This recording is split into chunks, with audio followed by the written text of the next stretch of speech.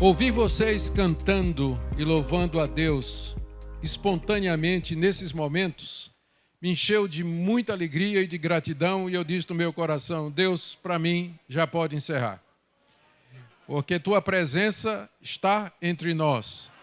E isso é muito claro pela manifestação do teu povo. Louvado seja Deus por isso, pela vida de vocês.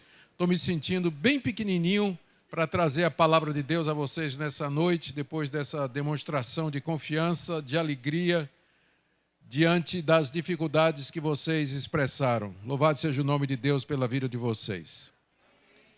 Queridos, eu queria convidá-los a abrir a palavra de Deus em Hebreus capítulo 5, e nós vamos ler do verso 11 até o capítulo 6, no verso 8.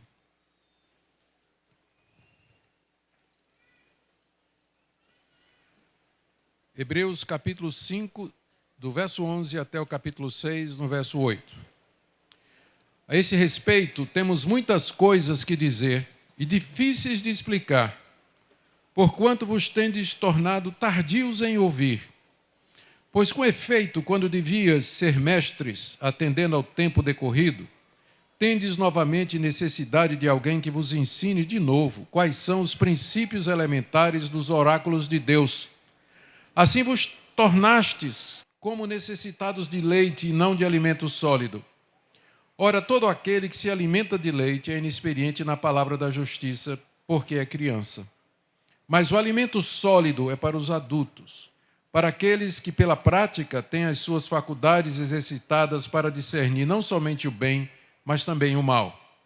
Por isso, pondo de parte os princípios elementares da doutrina de Cristo, deixemo-nos levar para o que é perfeito, não lançando de novo a base do arrependimento, de obras mortas e da fé em Deus, o ensino de batismos e da imposição de mãos, da ressurreição dos mortos e do juízo eterno. Isso faremos se Deus permitir. É impossível, pois, que aqueles que uma vez foram iluminados e provaram o dom celestial e se tornaram participantes do Espírito Santo, e provaram a boa palavra de Deus e os poderes do mundo vindouro, e caíram, sim, é impossível outra vez renová-los para arrependimento, visto que de novo estão crucificando para si mesmos o Filho de Deus e expondo-o à ignomínia. Porque a terra que absorve a chuva que frequentemente cai sobre ela e produz erva útil para aqueles por quem é também cultivada, recebe bênção da parte de Deus. Mas se produz espinhos e abrolhos, é rejeitada, e perto está da maldição, e o seu fim é ser queimada. Até aqui, queridos, a leitura da inerrante, infalível e autoritativa palavra de Deus. O tema da minha palestra é os fundamentos da Nova Jerusalém. A Nova Jerusalém, que aparece no Novo Testamento, no livro de Apocalipse, é o estado eterno. É o final do plano de Deus. É para onde nós vamos depois da vinda de Cristo e depois da ressurreição dos mortos. É o novo céu e a nova eterna. É a nova terra. É o estado eterno que nos aguarda mediante a fé em Cristo Jesus. Os fundamentos da Nova Jerusalém são aquelas doutrinas centrais do Evangelho, especialmente aquelas que tratam da pessoa e da obra do Senhor Jesus. Nós iremos participar da Nova Jerusalém se nós ficarmos firmes e se nós crescermos sobre essas doutrinas no conhecimento de Cristo, da sua morte e da sua pessoa. O autor da carta aos Hebreus, no texto que eu li para vocês, estava preocupado com a situação dos seus leitores, que eram judeus que haviam se tornado cristãos, haviam aceitado o cristianismo, haviam largado a sinagoga e as práticas judaicas e se tornado parte das igrejas locais espalhadas pelo Império Romano. Eram judeus que agora professavam a fé em Cristo Jesus. A preocupação do autor da carta aos Hebreus é porque eles estavam sendo pressionados a voltar atrás, a se arrepender de terem deixado o judaísmo e aceitado o Messias Jesus, a renunciar a Cristo Inclusive, sabemos pela arqueologia, aliás, por documentos antigos, que uma das coisas que era exigida de judeus que haviam se tornado cristãos e que queriam voltar para a sinagoga era que eles dissessem: Jesus é anátema, Jesus é maldito, que eles amaldiçoassem Jesus, blasfemassem de Jesus, para que fossem aceitos na sinagoga outra vez. Eles estavam então sendo pressionados pelos seus patrícios, talvez o judeu casado, pressionado pela sua esposa, que não havia aderido ao cristianismo. Havia sempre o risco deles perderem o emprego se o seu patrão fosse um judeu que não acreditava que Cristo era um Messias. Enfim, o apelo para que eles retornassem à sinagoga, negando Jesus e blasfemando de Jesus, era muito grande. Então, o autor da carta aos Hebreus escreveu essa epístola com esses objetivos em mente. Primeiro, ele quer impedir que esses judeus cristãos façam o caminho de volta. Eles abandonem a fé em Cristo, neguem Cristo, blasfemem de Cristo Jesus para serem aceitos na sinagoga. Esse é o objetivo da carta aos Hebreus, foi escrita por isso. Segundo, ele quer fazer isso mostrando a superioridade de Cristo a todos os aspectos do judaísmo. Cristo é maior do que Moisés, é maior do que Josué, é maior do que o sumo sacerdote. O sacrifício de Cristo é melhor e mais eficaz do que o sacrifício de animais. Cristo pertence a uma ordem sacerdotal que é superior à ordem sacerdotal de Levi. E vários outros argumentos. Cristo é maior do que os anjos que no judaísmo do segundo templo recebiam um destaque, uma proeminência muito grande. Ele quer mostrar que voltar para o judaísmo, voltar para a sinagoga, seria um retrocesso, uma vez que eles já tinham tido conhecimento da verdade, haviam sido iluminados, haviam já participado dos poderes do mundo vindouro, já tinham conhecido aquilo que Deus promete para aqueles que o amam. E agora eles estavam querendo voltar atrás.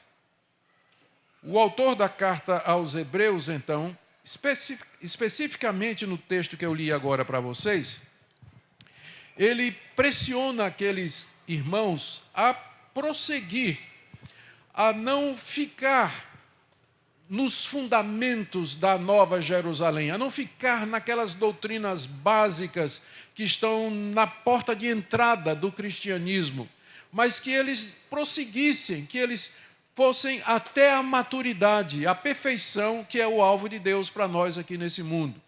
Mas que não parassem e muito menos que voltassem atrás.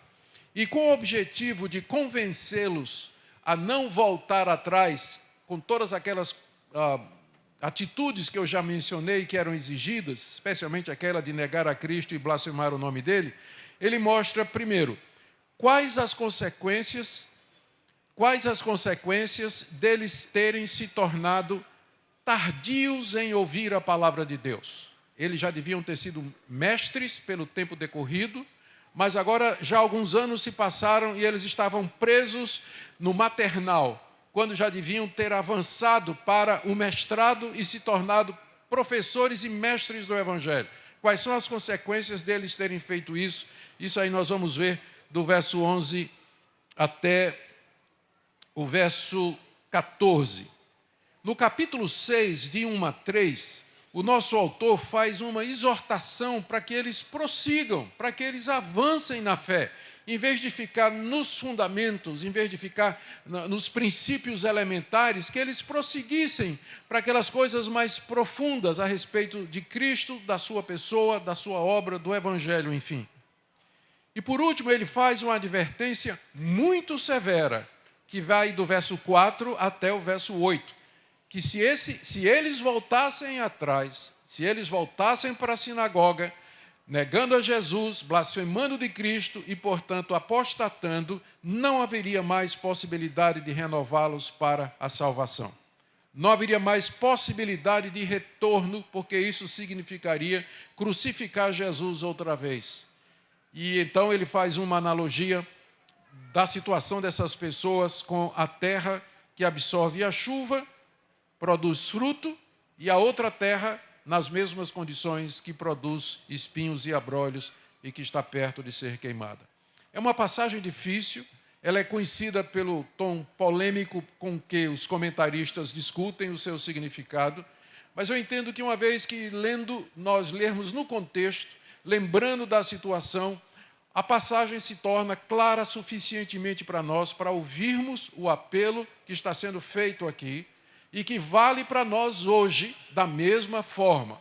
Nós não somos judeus cristãos, mas a pressão do mundo, a pressão dos amigos, a pressão da sociedade é para que nós abandonemos a fé, para que nós neguemos o Senhor Jesus, até blasfemando e negando o nome dele, e abracemos uma seita, abracemos algum ensino outro estranho, ou simplesmente nos tornemos absolutamente indiferentes a tudo aquilo que o cristianismo representa.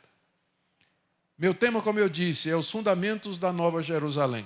E eu quero dizer o meu objetivo é dizer que se nós não ficarmos nesses fundamentos e, na verdade, prosseguirmos a partir deles, nós não temos esperança nenhuma de entrar no novo céu e na nova terra e participar da Nova Jerusalém. Portanto, eu quero encorajar os irmãos, quero exortar os irmãos e quero advertir os irmãos a respeito desse risco, considerando a grande quantidade de pessoas que anualmente, tendo uma vez professado a Cristo Jesus, abandonam a fé do Evangelho, viram as costas, vão para seitas, vão para heresias, negam a Cristo Jesus e se enveredam nesses erros perniciosos que conduzem a alma à condenação.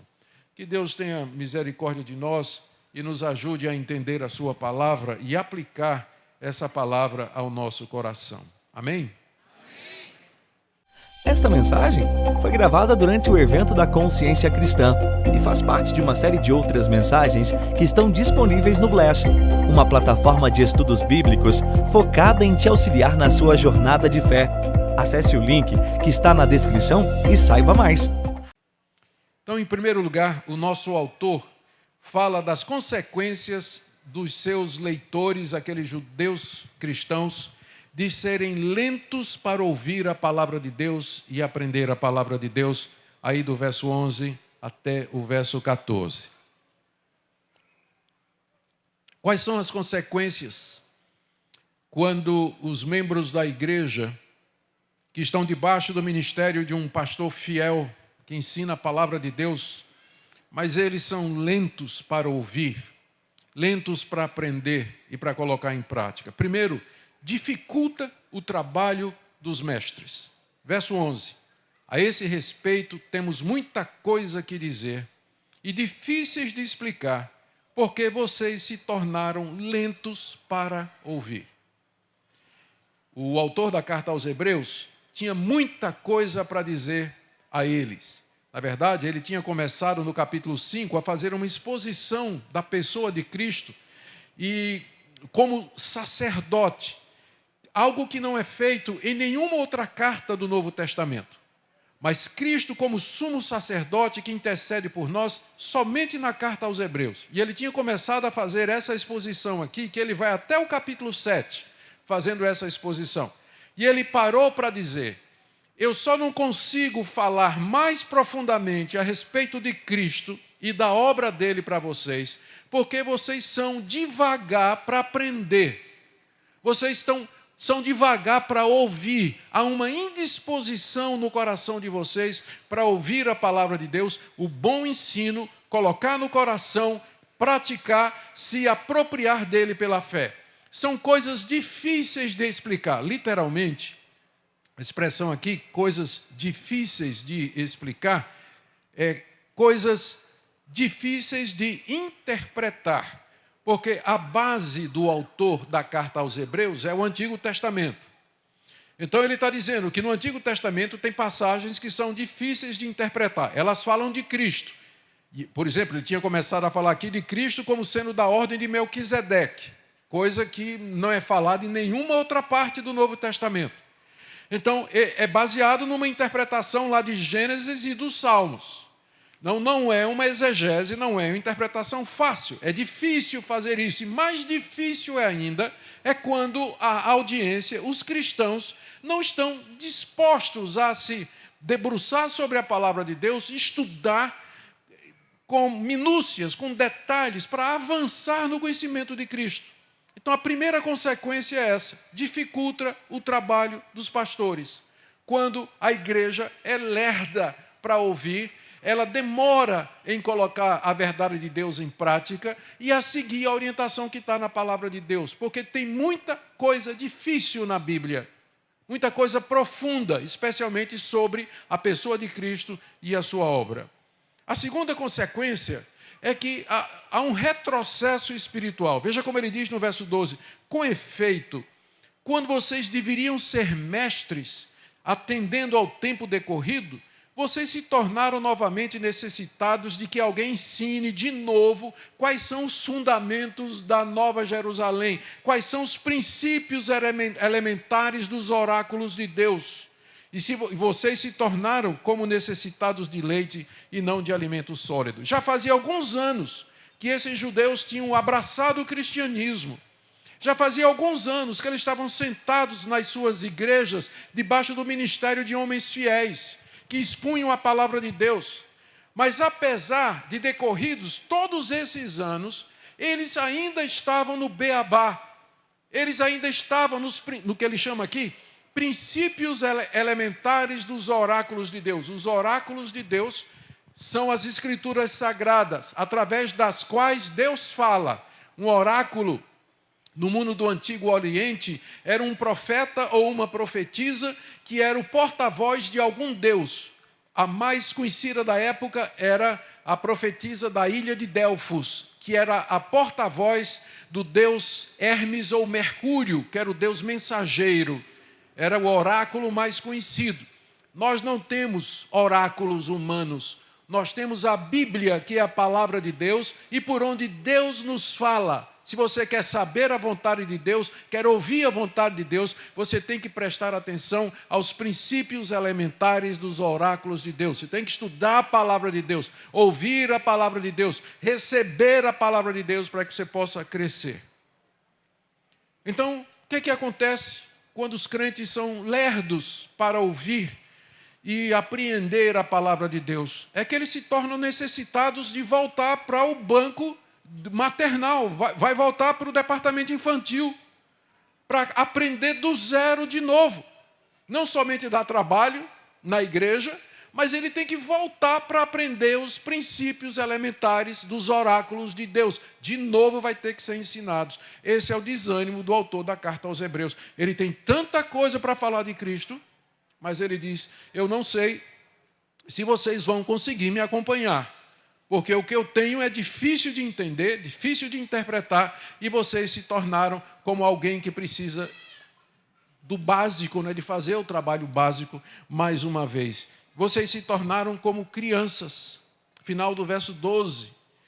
Vos tornastes como necessitados de leite e não de alimento sólido. O leite seria os princípios elementares dos oráculos de Deus. O alimento sólido é o conhecimento mais avançado a respeito da pessoa de Cristo, da sua obra e de tudo mais que ele é e do que ele representa, conforme está no Antigo Testamento. Não é um conhecimento místico, não é gnose, não é gnosticismo, mas é o conhecimento de Deus revelado nas Escrituras.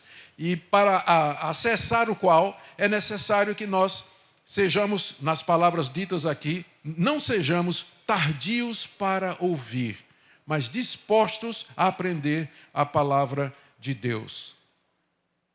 A terceira consequência mencionada pelo nosso autor está aí no verso 13. Ora, aquele que se alimenta de leite é inexperiente na palavra da justiça, porque é criança. A palavra da justiça é a palavra do Evangelho.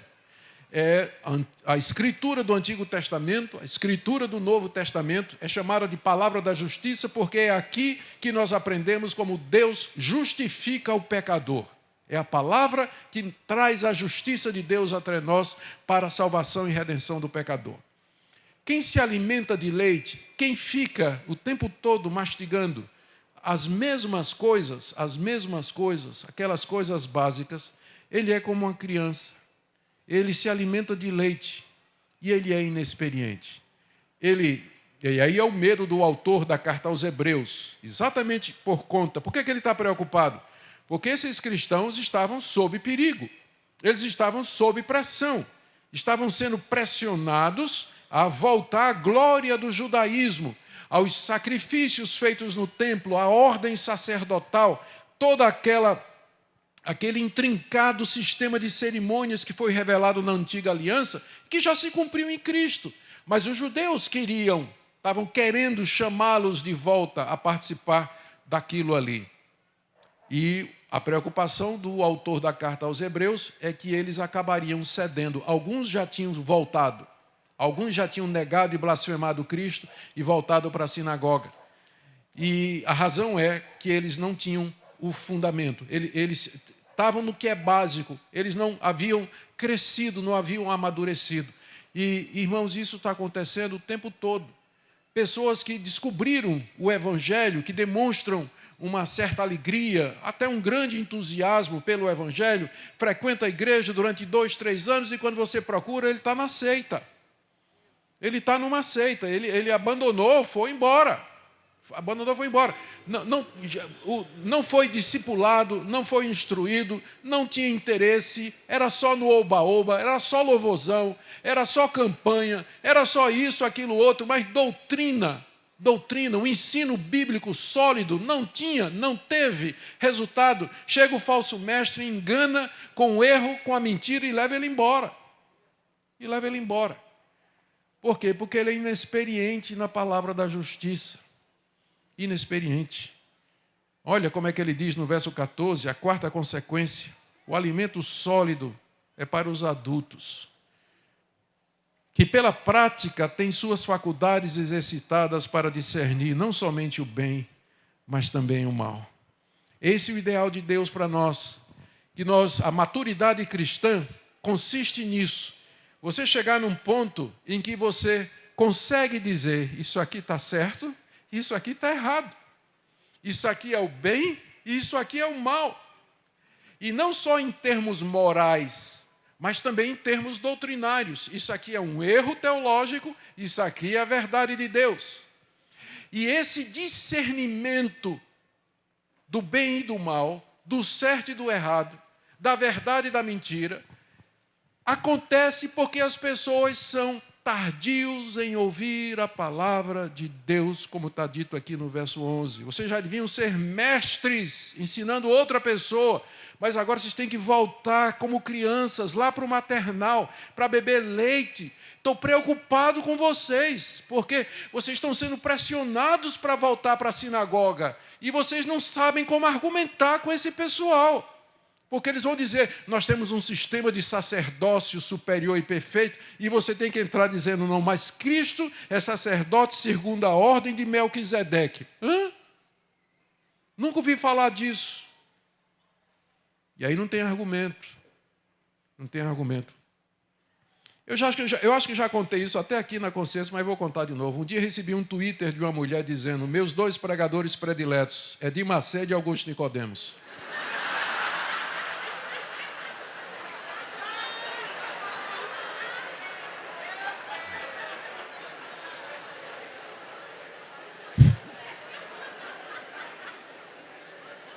Qual o problema com esse Twitter?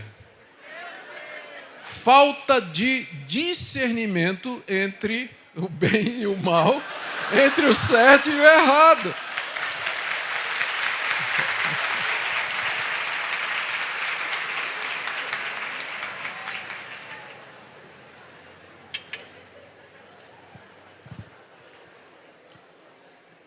Exatamente.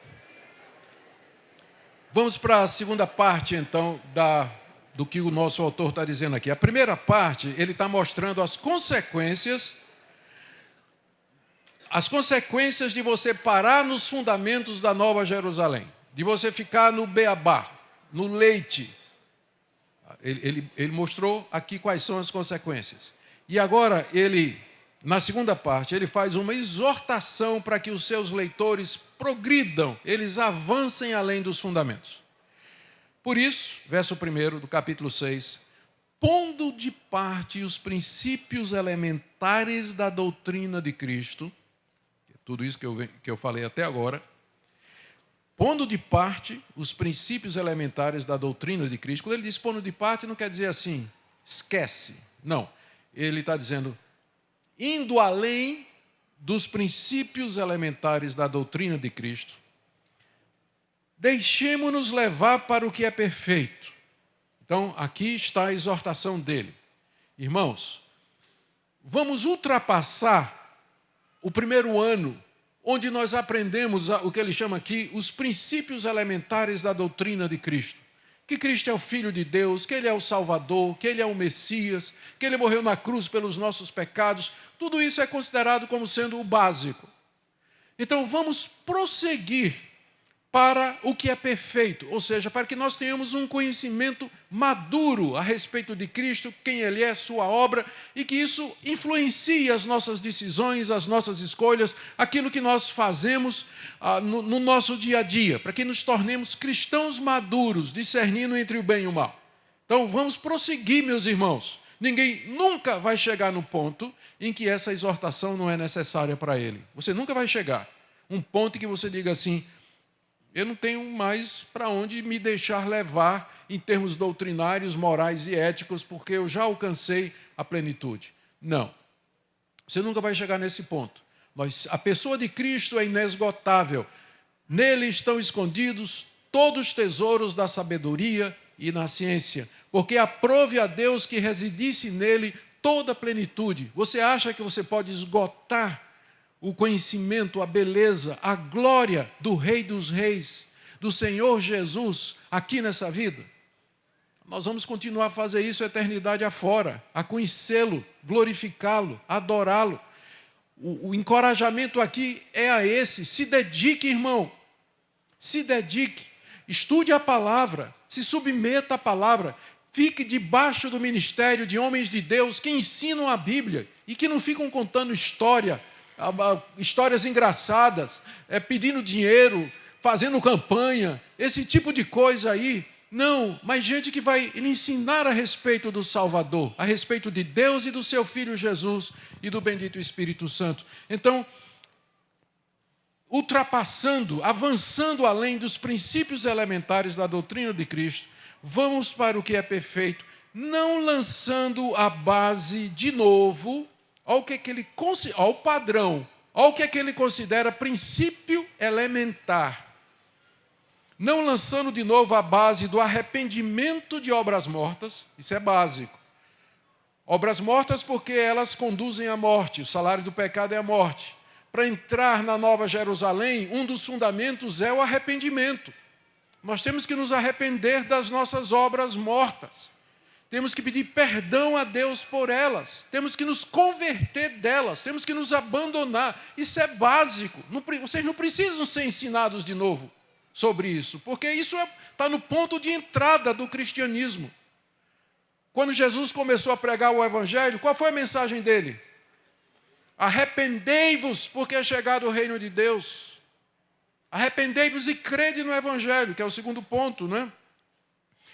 Não lancemos de novo a base do arrependimento de obras mortas e da fé em Deus. Para você entrar na Nova Jerusalém, o outro fundamento é, você precisa crer em Deus e que Ele providenciou a redenção dos pecados mediante o seu Filho Jesus Cristo, que verteu seu sangue na cruz, morreu, foi sepultado, ressuscitou ao terceiro dia. Então, isso aí é básico, isso é fundamental. Ninguém espera ou tem a expectativa de se tornar um cristão e ser salvo dos seus pecados se ele não crê em Deus e não crê no Senhor Jesus. O ensino de batismos, que às vezes a gente considera como sendo o mais importante, não é? Ele considera como sendo princípio elementar. Quando ele fala batismos no plural, pode ser tanto o batismo como ritual de iniciação na igreja cristã, por aspersão, por imersão, e também o batismo com o Espírito Santo, que também às vezes ganha uma proporção tão grande, mas que aqui estaria na lista de coisas que são básicas, coisas que são fundamentais. Ou ele segue a imposição de mãos. Talvez para a dedicação e consagração das pessoas para o serviço a Deus, faz sentido, porque ele está na sequência, né? Arrependimento, fé, batismo e agora o serviço, imposição de mãos. A pessoa é consagrada, separada para servir em algum ministério, considerado uma coisa básica. Continuando, na sequência, a ressurreição dos mortos. Vai ter ressurreição de mortos e nós ressuscitaremos juntamente com Cristo para morar no novo céu e na nova terra, na nova Jerusalém.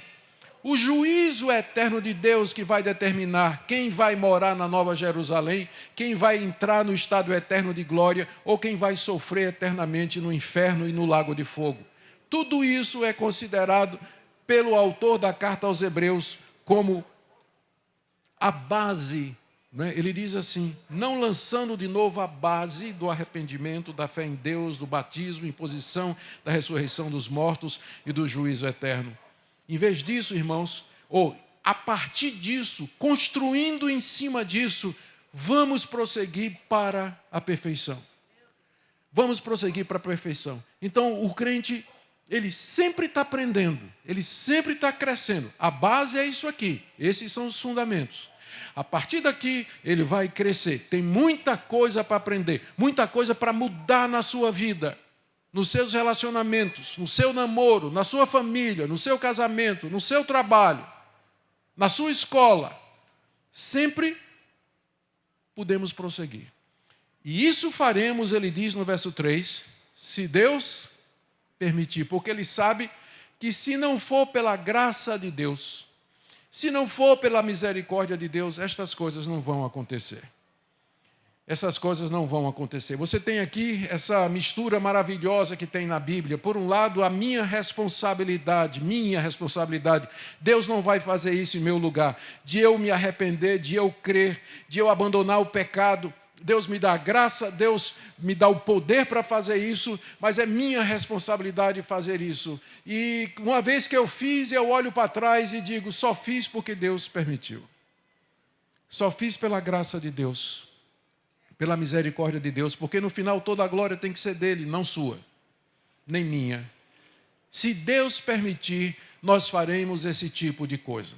Mas, em terceiro lugar, há algumas situações em que Deus não permite.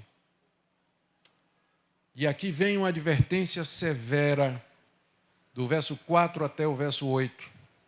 É impossível, pois, que aqueles que uma vez foram iluminados, provaram o dom celestial, se tornaram participantes do Espírito Santo e provaram a boa palavra de Deus e os poderes do mundo vindouro e caíram. Sim, é impossível outra vez renová-los para o arrependimento. Para esses aqui não tem como prosseguir. Não tem como prosseguir. Por quê? A grande questão aqui sempre foi a identificação desses eles aqui. Quem são estes que caíram e para quem não há mais possibilidade de renovação, de prosseguimento na fé, de mudança de vida ou qualquer coisa dessa natureza? Eu creio que o contexto deixa muito claro. O nosso autor está escrevendo para judeus que abraçaram o cristianismo e que estavam em vias de largar o cristianismo, blasfemar de Cristo e voltar para a sinagoga. Então são eles que são o objeto dessa passagem aqui. E a linguagem confunde, porque o autor fala em termos que dão a impressão de que ele está falando de crentes verdadeiros, quando na realidade ele está falando de pessoas como esses judeus cristãos que chegaram, experimentaram, provaram da vida comunitária cristã em geral e de fato nunca se converteram, senão nunca teriam voltado atrás. Vejam as expressões. É impossível para aqueles que foram iluminados. Eles tiveram uma iluminação. Eles entenderam que Cristo era o Messias. Tem muita gente que entende isso. Eu sei que Jesus é o Messias, só que eu não me submeto a Ele. Eu não creio no meu coração, não entrego minha vida a Ele. Então, existe a experiência religiosa. A pessoa se sente iluminada. Então, ela foi iluminada, entendeu que Cristo de fato era o Messias e que o cristianismo era melhor do que o judaísmo. Provou da boa, se tornou participante do Espírito Santo, O Espírito Santo comunica muitas coisas. Ele traz alegria, ele traz paz, ele trabalha na vida das pessoas, nos relacionamentos. E mesmo pessoas que não são crentes, às vezes elas são contempladas por Deus naquilo que a gente chama de graça comum. Isso explica porque tem gente que não é crente, não acredita em Deus, mas que tem uma vida moral, é honesto, faz coisas boas e assim por diante. O Espírito de Deus age na humanidade, trazendo coisas boas a muita gente, mesmo para pessoas que não acreditam em Deus. A graça salvadora especial é para aqueles crentes verdadeiros. Ele diz aqui, provaram a boa palavra de Deus. Eu sei, como o rei Herodes, lê a história de Herodes nos evangelhos, diz lá que ele tinha prazer em ouvir João Batista pregar. Mas depois mandou arrancar a cabeça dele. Não é verdade? Mas diz que ele ouvia João, ele tinha prazer em ouvir João Batista pregar. Tem gente descrente que gosta da ética cristã, que gosta do enredo, do trama do Evangelho, e ouve as pregações, vão para a igreja, às vezes, como convidados, e passam anos lá nas igrejas, escutando. Nunca se decide, nunca se converte, nunca quer realmente, mas eles provam a boa palavra de Deus, sim ou não? Ou então experimentar os poderes do mundo vindouro. No mundo vindouro vai ter paz, alegria, gozo. E o descrente, ou a pessoa que está na igreja, ela foi batizada, ela está participando da Santa Ceia, está cantando no coral, está ouvindo, por exemplo, como vocês cantaram essa noite, é de arrepiar. Ele vê essas coisas, ele sente isso, as emoções são provocadas. O que eu quero dizer é que uma pessoa não convertida, ela tem emoções religiosas. Todas as pessoas de seitas lá fora, elas vão dizer para você que elas têm paz, elas sentem alegria, elas experimentam uma certa... Melhorou minha vida, olha, depois que eu fui para essa religião aqui, olha, eu sou uma pessoa diferente. Eles vão dizer isso para vocês. Porque o não convertido, ele tem experiências religiosas também. Ele chora, ele se emociona, ele pede uma graça à Virgem Maria. Quando recebe, ele sai de joelho, não sei para onde, cantando, se alegrando, louvando a Virgem Maria. Não é verdade? Então, o que está sendo descrito aqui não é um crente verdadeiro, mas alguém que entrou na igreja, experimentou disso tudo. Eu vou dar para vocês um exemplo que talvez ajude vocês a entender do que é que o autor da carta aos Hebreus está falando aqui. Quando Moisés mandou os 12 espias atravessar o Rio Jordão e pesquisar a inteligência militar dos cananeus para saber por onde viria o ataque, os 12 espias atravessaram o Rio Jordão, chegaram na terra de Canaã, respiraram o ar de Canaã, o ar da terra prometida, comeram os frutos da terra prometida, até levaram um cacho de uva, como amostra, comeram lá, pisaram na terra prometida, ouviram os sons dos pássaros e das aves da terra prometida, atravessaram o Jordão de volta e disseram a Moisés o quê? Não dá não, está cheio de gigante lá, não vai dar certo não. Eles provaram, sentiram, viram, experimentaram, mas não entraram na terra prometida. Não entraram na terra prometida. É isso que o nosso autor aqui está dizendo. O que ele está dizendo aos seus leitores é o seguinte. Primeiro ele disse, olha as consequências de vocês serem devagar para aprender. Depois ele disse, vamos prosseguir, porque tem muita coisa para ser aprendida.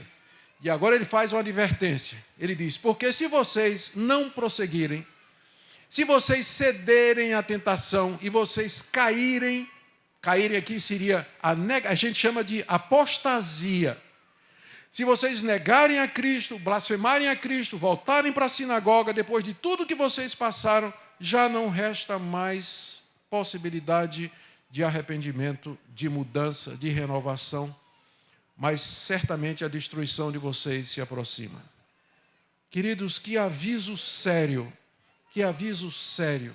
e que todos nós deveríamos colocar no fundo do nosso coração. Nós só participaremos da Jerusalém celestial se permanecermos firmes nas verdades de Deus até o fim, como Jesus Cristo disse, aquele que perseverar até o fim, esse será salvo. Perseverar até o fim, esse será salvo. Perseverar, ficar firme nos fundamentos e crescer além dos fundamentos para a glória de Deus. Ele traz aqui uma ilustração que é provavelmente baseada na parábola do semeador que Cristo contou, do verso 7 ao verso 8. Ele diz assim, no final do verso 6, né, não dá para renovar para o arrependimento, porque de novo estariam crucificando o Filho de Deus. Cristo já morreu uma vez pelos pecados. Você sabe disso. Você declarou que você crê nisso. Você participa da ceia do Senhor que celebra isso. Você foi batizado no nome desse Cristo. Agora você conscientemente, voluntariamente, vai virar as costas para tudo isso. Dizer que isso tudo é uma mentira, é coisa do diabo, que Cristo é blasfemo, ele é amaldiçoado, anátema. Não tem mais expectativa, que é o que acontece com o pessoal que vai para seitas uma vez, tendo experimentado os poderes do cristianismo numa igreja local durante algum tempo. Vai para as seitas. Eu conheço pouca gente que fez o caminho de volta. Conheço muitos que foram, pouquíssimos que voltaram. Pouquíssimos que voltaram nesses meus 40 anos de pastorado. Desses meus 40 anos de pastorado. Muito bem. Olha a comparação. Ele diz no verso 7, porque a terra que absorve a chuva que frequentemente cai sobre ela e produz erva útil para aqueles por quem é também cultivada, recebe bênção da parte de Deus. Ou seja, o coração, aqui está falando do coração naturalmente, não é?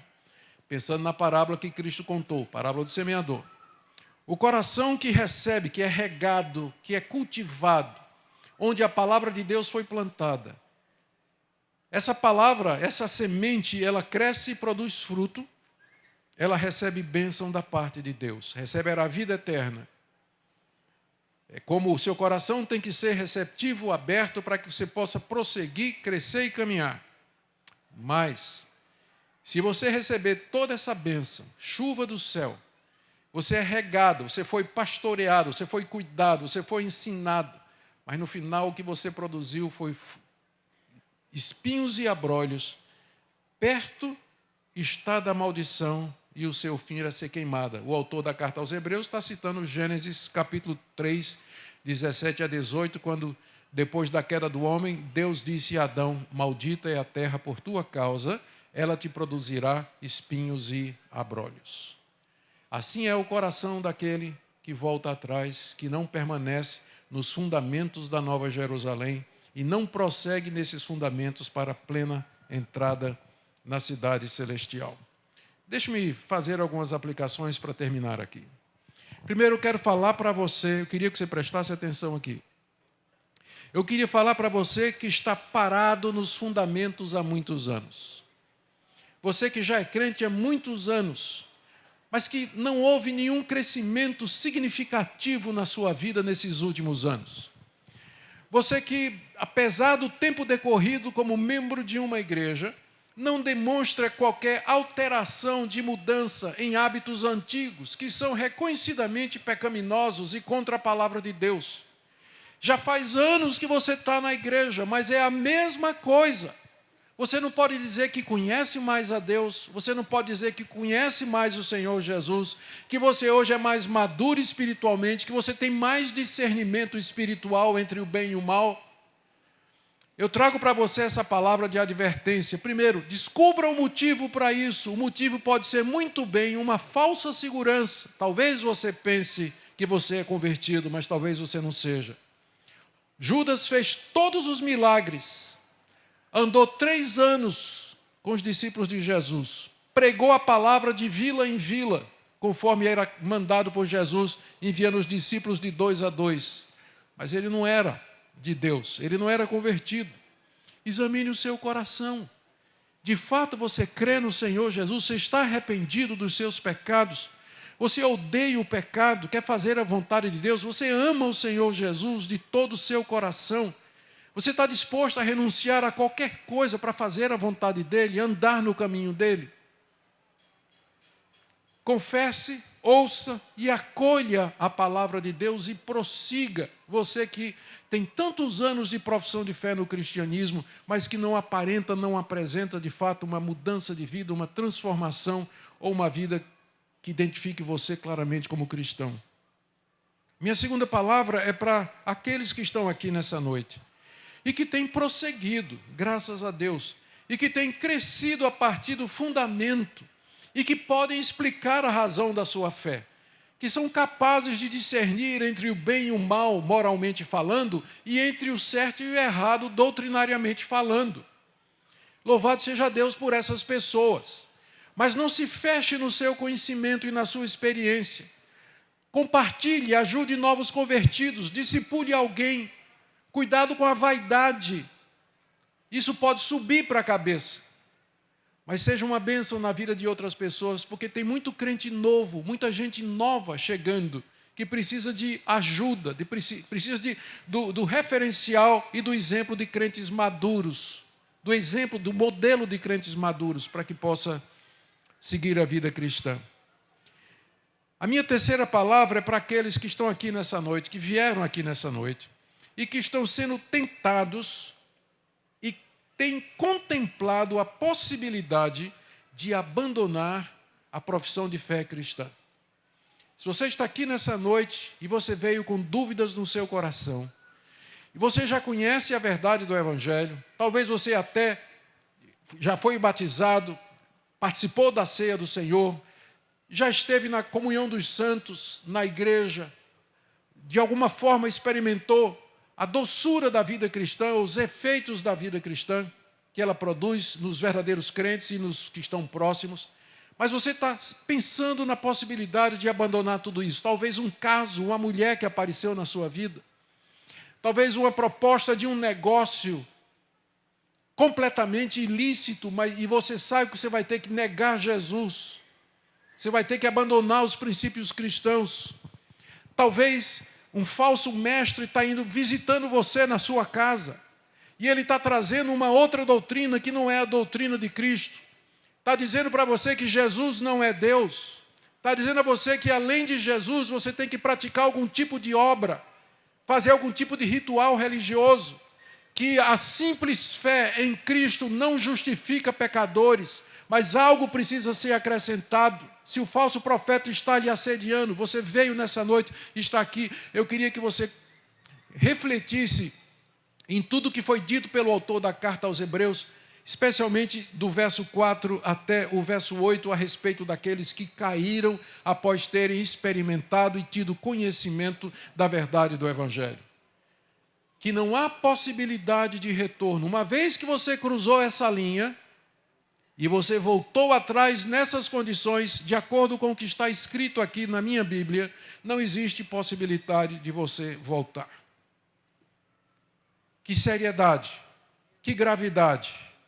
A única expectativa é o inferno, é a condenação eterna. Por isso, pense bem naquilo que você está pensando em fazer.